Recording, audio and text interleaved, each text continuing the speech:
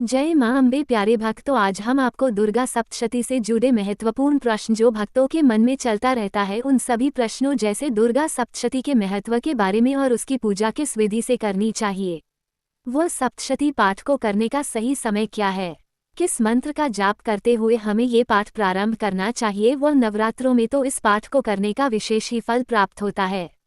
परंतु भक्तों के मन में यह समस्या बनी रहती है कि जो लोग दुर्गा सप्तशती को बड़ा होने के कारण पूरा नहीं पढ़ पाते हैं, वह दुर्गा सप्तशती पाठ को किस तरीके से पढ़े कि जिससे उन्हें इसका पूर्ण फल मिले और मां दुर्गा उनसे प्रसन्न हो। तो चलिए आज हम आपके इन सभी प्रश्नों के उत्तर देने जा रहे हैं। आशा है ये वीडियो आपके लिए उपयोगी होगी, जिसका महत्व जानकर आप भी आश्चर्यचकित हो जाएंगे। दुर्गा सप्तशती का पाठ करने से शक्ति, सकारात्मकता मिलती है और जीवन की कठिनाइयां दूर होती हैं, सुख और समृद्धि प्राप्त होती है।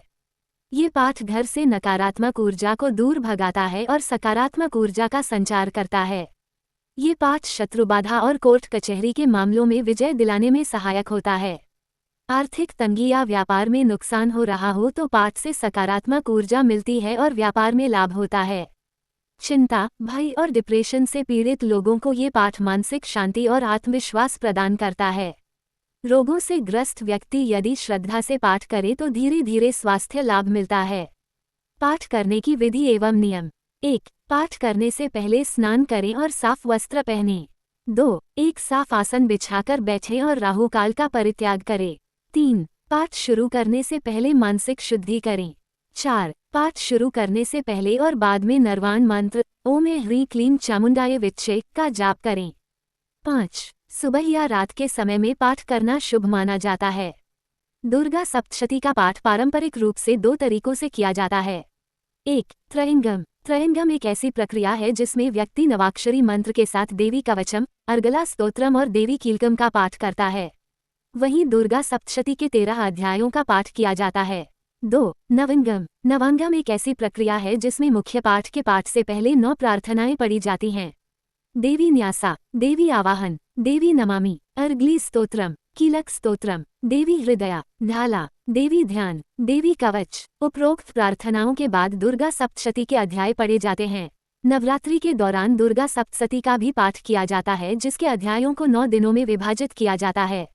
पहला दिन अध्याय 1 मधु कैटब संहार, दूसरा दिन अध्याय 2, 3, 4 महिषासुर संहार, तीसरा दिन अध्याय 5 और 6 धूम्रलोचन वध, चौथा दिन अध्याय 7 चंडमुंड वध, पांचवां दिन अध्याय 8 रक्तबीज संहार, छठा दिन अध्याय 9 और 10 शुंभ निशुंभ वध, सातवां दिन अध्याय 11 नारायणी स्तुति, आठवां दिन अध्याय 12 फलश्रुति पाठ के लाभ, 9वां दिन अध्याय 13 देवी राजा सुरत और वैश्य व्यापारी को आशीर्वाद देती हुई, 10वें दिन विजयादशमी दशहरा देवी अपराध क्षमा स्तोत्र का पाठ किया जाता है। देवी की महिमा की कहानी। दुर्गा सप्तशती के इन अध्यायों का पाठ नवरात्रि के 8वें दिन अष्टमी को किए जाने वाले चंडी होम के दौरान भी किया जाता है।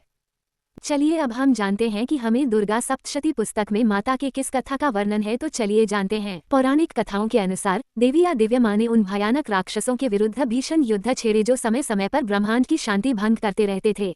ऐसे समय में जब देवताओं ने किसी उच्च शक्ति से हस्तक्षेप की प्रार्थना की तो देवी दुर्गा प्रकट हुई और ब्रह्मांड के कल्याण के लिए युद्ध किया।